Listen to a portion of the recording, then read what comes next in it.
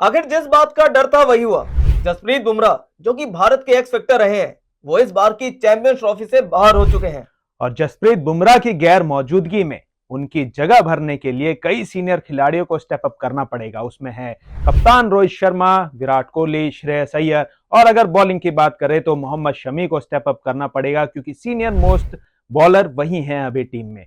और बुमराह की गैर मौजूदगी में कई सारे जो लूप होल्स होते हैं टीम इंडिया के, वो निकल के बाहर आएंगे। उसको बंद करने के लिए जिन खिलाड़ियों का मैंने नाम लिया, उनको अच्छा परफॉर्म करने की जरूरत है। तो चलिए इस वीडियो की शुरुआत करते हैं। स्वागत है आपका स्पोर्ट्स क्रेजी में। मेरा नाम है आदिल, मेरे साथ मौजूद है हिमांशु, और आज हम बात करेंगे टीम इंडिया कैसा परफॉर्म कर सकती है, टीम इंडिया के प्लेइंग 11 में कौन रहेगा, एक्स फैक्टर कौन होने वाला है बुमराह की गैर मौजूदगी में, और साथ ही इस पे भी डिस्कशन करेंगे कि जो हमारे बॉलर जैसे जसप्रीत बुमराह और ऑस्ट्रेलिया के fast bowler Mitchell Starc, PAT Cummins और दुनिया भर के जितने भी टीम खेल रहे हैं चैंपियंस ट्रॉफी में, उनमें जो स्पीडस्टर, मेन 6 स्पीडस्टर हैं जो नहीं खेलेंगे, और वो स्पीडस्टर कौन कौन से हैं उस पर भी हम चर्चा करेंगे। चलिए इस वीडियो की शुरुआत करते हैं। सबसे पहले प्लेइंग 11 और एक्स फैक्टर पे बात करते हैं। हिमांशु, क्या लगता है, मतलब टीम इंडिया के कौन से ऐसे खिलाड़ी हैं जिनको बहुत ज्यादा स्टेप अप करने की जरूरत है?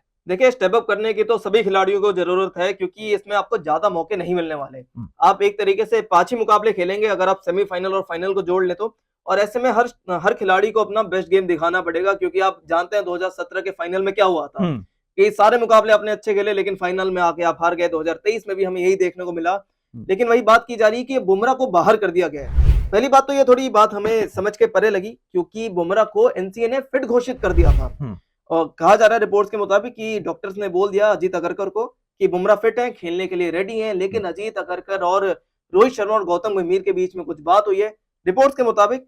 अभी जर्नलिस्ट बहुत कुछ कहते हैं, लेकिन उनके बीच की बात ये थी, उन तीनों का मानना ये था कि जसप्रीत बुमराह जो है वो टोटली फिट नहीं हुए। बिल्कुल, उनकी नजरों में फिट नहीं है। इसलिए उनका मानना है कि हर्षित राणा, सिराज भी नहीं, हर्षित राणा ज्यादा बेहतर ऑप्शन है बुमराह के ना रहते हुए। और सिराज, अगर बुमराह नहीं थे तो सिराज को मौका मिलना चाहिए था, चाहिए था, क्योंकि एक्सपीरियंस का फैक्टर रहता सिराज के साथ। और सिराज के साथ ये भी है कि Siraj in swing out swing कर सकते हैं, हर्षित राणा बहुत ज्यादा कर नहीं पाते, क्योंकि बहुत ज्यादा एक्सपीरियंस भी नहीं है। बहुत बिल्कुल ही एक्सपीरियंस बिल्कुल नहीं, अगर आप देखें तो अर्शदीप और हर्षित, मतलब आप यानी तो शमी पे इतना भरोसा जता रहे हैं कि शमी अकेले ही टीम की कमान संभाल ले, लेकिन वो भी लंबी इंजरी के बाद वापस, बहुत लंबी इंजरी के बाद। तो ऐसे में एक और एक्सपीरियंस बॉलर का होना स्क्वाड में मेरे हिसाब से तो जरूरी था। अब इन्होंने हर्षित राणा को लिया है। क्या ये, अब फैंस का, कुछ फैंस का ये भी मानना है कि केकेआर कोटा हो गया कि वरुण चक्रवर्ती और हर्षित राणा को लिया गया है, जायसवाल और बुमराह बाहर हुए तो। लेकिन फिर भी अगर हम सारे लगा ले, सारे मतलब हिसाब लगा ले, उसके हिसाब से भी हमें सिराज ज्यादा बेहतर ऑप्शन नजर आते थे। बिल्कुल, इसमें कोई डाउट नहीं है, सिराज सबसे बेटर ऑप्शन थे। अगर बुमराह बाहर हुए तो सिराज को आना ही था टीम में, क्योंकि वो एक्सपीरियंस लेकर आते। और जब डेथ बॉलिंग की बात होगी ना, अब फिर जब हम हर्षित राणा के लेंथ को बोलेंगे कि वो छोटी पटक रहे इसलिए मार खा रहे हैं, तो फिर ये चीज बाहर निकल के आएगी। तब लोगों को लगेगा कि नहीं, क्यों सिराज को क्यों नहीं लिया। देखिए, बड़े टूर्नामेंट में एक्सपीरियंस काम आता है, बहुत काम और आता है। अगर हम अब देखें बुमराह बाहर है, और अगर हम अब प्लेइंग 11 पे बात करें, उसके बाद हम एक्स फैक्टर पे भी बात करेंगे। प्लेइंग 11 पे बात करें तो मेरे और आदिल की प्लेइंग 11 में ज्यादा अंतर नहीं है, एक खिलाड़ी का अंतर है। तो मैं आपको बता देता हूं कि हमारी प्लेइंग 11 किस हिसाब से है। रोहित, कोहली, गिल, ये टॉप 3 में आपको नजर आने वाले हैं। यहाँ से इनको कोई छेड़ नहीं सकता। उसके बाद नीचे के जो टॉप 3 है, मिडिल ऑर्डर के बैट्समैन है, उनमें भी कोई चेंजेस नहीं है। अय्यर, राहुल और हार्दिक, इन तीनों को भी कोई नहीं छेड़ने वाला। उसके बाद आपके बेस्ट बॉलिंग ऑलराउंडर जो है अभी वर्ल्ड के, जडेजा, जो कि चैंपियंस ट्रॉफी के हीरो रहे हैं 2013 के, तो उन्हें भी उनकी जगह कोई नहीं हटाने। ये 7 खिलाड़ी एकदम फिट हैं, ये खेलेंगे ही खेलेंगे। अब बारी आती है बॉटम 4 की। अब बॉटम 4 में मेरा ऐसा मानना है कि 3 प्रॉपर फास्ट बॉलर रहना चाहिए, और एक आपको स्पिनर दिखेंगे जो कि कुलदीप होंगे, और 3 प्रॉपर फास्ट बॉलर जो कि टीम में है ही, उनके अलावा कोई खिलाड़ी है नहीं। शमी, अर्शदीप और आपके हर्षित। लेकिन उसके अलावा आदिल की जो बात है वो थोड़ी अलग है। आदिल आपको बताएंगे क्यों। हाँ, 7 खिलाड़ी हमने गिना दिए थे। अब बॉटम 4 की बात करें तो पहले मैं 3 बता देता हूँ। 3 तो परफेक्ट बॉलर जो होंगे वो जरूर खेलेंगे। एक कुलदीप यादव हो गए, उसके बाद मोहम्मद शमी हो गए, और एक हो गए अर्शदीप सिंह।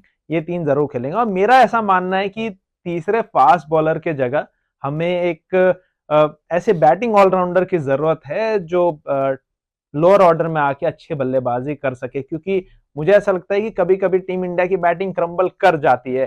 2017 के फाइनल ले लीजिए चैंपियंस ट्रॉफी का, टीम इंडिया के बैटिंग क्रम्बल की।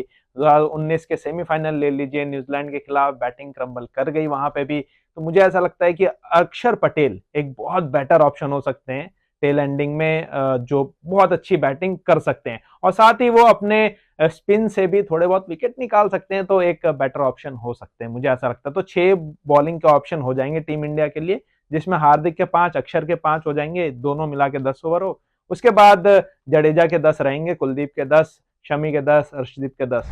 वैसे अगर मैं बताऊं तो मेरा ऐसा मानना है, दुबई ना थोड़ा भारत के प्लेयर्स के लिए अच्छा भी नहीं रहा है। हाँ, अगर हम पिचेस की देखें भी तो बात करें इस पे, पिचेस तो की भी बात करें और इंजरी की भी बात करें, वो हम्म, हार्दिक की इंजरी याद करिए, बिल्कुल वो जो इंजरी हुई उसके बाद उन्हें कमबैक करने में कमबैक टेस्ट टीम में तो दिखे ही नहीं उसके दिखे बाद नहीं, वो। उसके बाद से नहीं दिखे। मतलब वो इतना लंबे मुकाबले खेल ही नहीं सकते उस इंजरी के बाद, जो वहां पे उन्हें इंजरी हुई थी। और मैं आपको बता दूं कि इंजरी के बेसिस पे आप प्लेयर को सब्स्टिट्यूट नहीं कर सकते। आप 2 प्रॉपर फास्ट बॉलर्स के साथ अगर जा रहे हैं, इसी बात पे मेरे इनसे डिफरेंस है कि अगर 2 प्रॉपर फास्ट बॉलर के पास आप जा रहे हैं, एक गलती से इंजर्ड हो गया तो आप कंकशन के बेसिस पे सब्स्टिट्यूट कर सकते हैं, इंजरी के बेसिस पे नहीं। उस समय पर आप क्या करेंगे?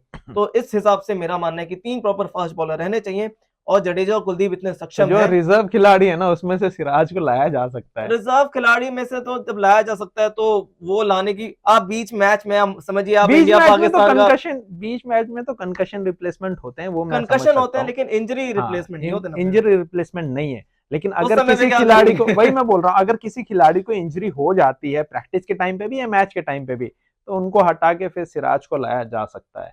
लेकिन मैच के दौरान आदिल क्या मैच के करेंगे? दौरान तो जो सेमीफाइनल का मुकाबला चल रहा है। जैसे अभी हर्षित राणा को लेकर आए थे कंकशन रिप्लेसमेंट काफी शिवम दुबे की तरह, तो बिल्कुल वैसा बिल्कुल। किया जा सकता है। अगर किसी फास्ट बॉलर को इंजरी हो जाती है तो उसी मैच में कंकशन रिप्लेसमेंट किया जा पर सकता है। बात ये भी है कि अभी जो सिराज दुबे और यशस्वी जायसवाल है, हाँ, ये भारत में रिजर्व। मौजूद रहेंगे।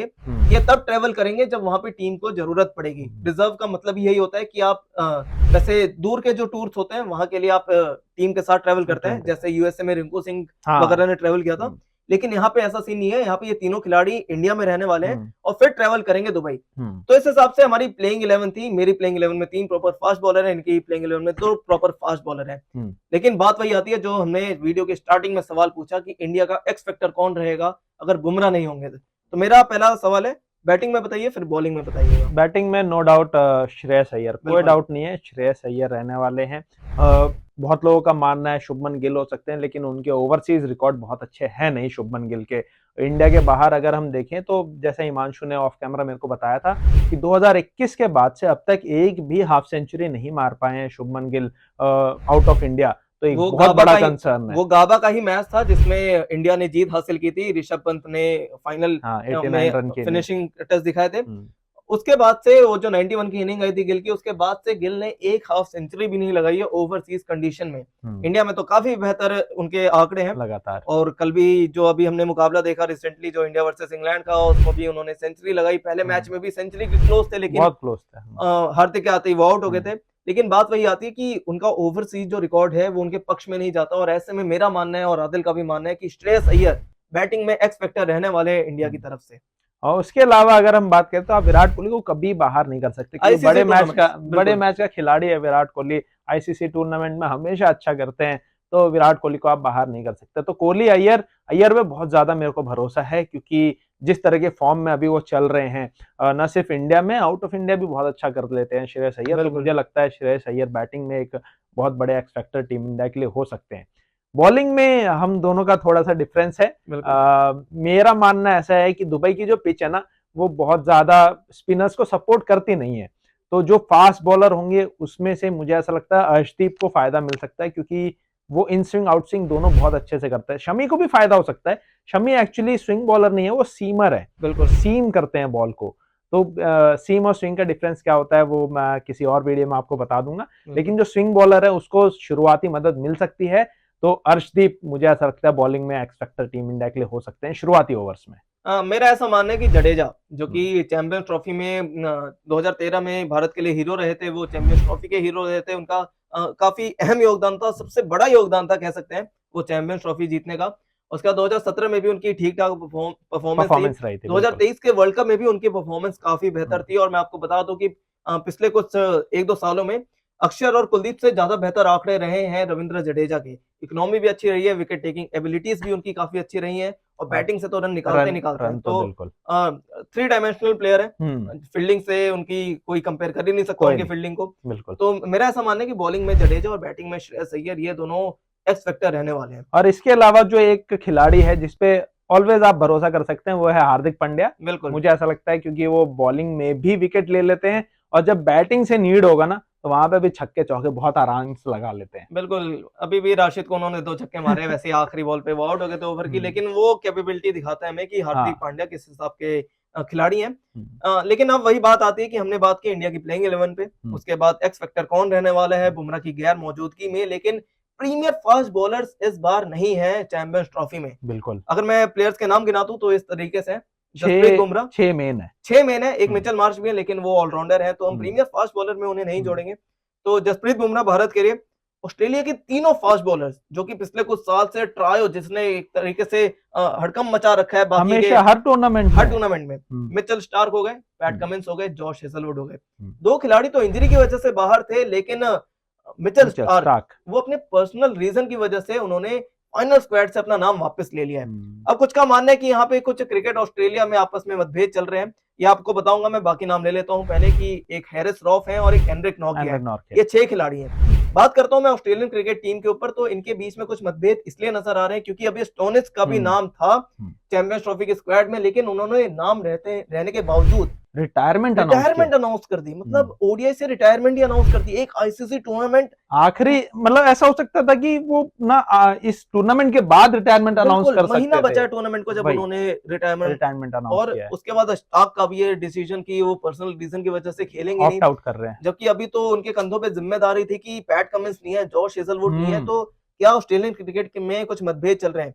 और अभी मेरी ये भी बात हुई थी आदिल से कि 2013 के बाद से ऑस्ट्रेलिया कोई मैच भी नहीं जीती है चैंपियंस ट्रॉफी में। हाँ, तो आदिल किस हिसाब से देख रहे हैं आप ऑस्ट्रेलियन क्रिकेट टीम? बिल्कुल, मुझे ऐसा लग रहा है ऑस्ट्रेलिया की जो टीम है, खासकर उनकी बॉलिंग थोड़ी सी वीक नजर आएगी, लेकिन मुझे ना उनके कप्तान जो है स्टीव स्मिथ, वो बहुत ज्यादा पसंद है। उनकी जो कप्तानी का स्टाइल है, भले ही उनकी बल्लेबाजी अभी बहुत ज्यादा अच्छी नहीं चल रही हो, टेस्ट में तो वो हमेशा अच्छा करते ही हैं, लेकिन ओडीआई T20 में बहुत ज्यादा अच्छा उन्होंने बल्लेबाजी नहीं करी है। लेकिन एज ए कैप्टन अगर मैं देखूं ना तो स्टीव स्मिथ बहुत अच्छे कप्तान हैं। वो बहुत अच्छे से सेटअप करना जानते हैं, विराट कोहली को आउट करने के लिए जाने जाते हैं। टेस्ट मैच में जब भी इंडिया ऑस्ट्रेलिया खेले हैं तो स्टीव स्मिथ का जो सेटअप होता है बहुत अमेजिंग रहता है। तो मुझे लगता है कि स्टीव स्मिथ जो कप्तान है वो अपने जितने भी रिसोर्सेज उनके पास अवेलेबल हैं, मुझे लगता है नेथन एलिस आएंगे, वो जरूर खेलेंगे क्योंकि बहुत अच्छे फॉर्म में रहे हैं ऑस्ट्रेलिया के लिए, तो वो आ सकते हैं, वो बहुत अच्छा कर सकते हैं बॉलिंग। उसके बाद जो बैटिंग में रिसोर्सेज अवेलेबल है वो यूज करके वो मैचेस जीत सकते हैं स्टीव स्मिथ। बिल्कुल, तो ये था कि हमारे जो मेन 3 मुद्दे कवर हुए कि इंडिया का एक्स फैक्टर कौन रहने वाला है, प्रीमियर फास्ट बॉलर्स नहीं है, और उसका ये भी इफेक्ट पड़ सकता है कि ये सुपरस्टार्स हैं, ये सिर्फ बॉलर्स ही नहीं प्रीमियर फास्ट बॉलर्स हैं, तो चैंपियंस ट्रॉफी जो 2017 के बाद रिटर्न कर रही है उसका क्या इफेक्ट रहने वाला है। क्राउड गैदर कर सकते हैं, बिल्कुल, हमने देखा है ये सारे खिलाड़ी अपने आप में मैच विनर है। और तीसरा मुद्दा था कि इंडिया की प्लेइंग 11। तो ये 3 मुद्दे हमने कवर किए, लेकिन सबसे बड़ा मुद्दा तो वही था कि जिस बात का हमें डर था वही हुआ। जसप्रीत बुमराह बाहर हो गए इन दी एंड, फिट होने के बावजूद उन्हें बाहर कर दिया गया। तो आपको हमारी वीडियो कैसी लगी हमें बिल्कुल कमेंट सेक्शन में बताइएगा, और आप अपना एक्स फैक्टर प्लेयर हमें कमेंट सेक्शन में बता सकते हैं। चैनल को सब्सक्राइब करिएगा, हमें अपना प्यार ऐसे ही दिखाते रहिए। चैंपियंस ट्रॉफी के ऊपर और अपडेट मैं और आदिल आपके लिए लेकर आते रहेंगे, तब तक के लिए शुक्रिया।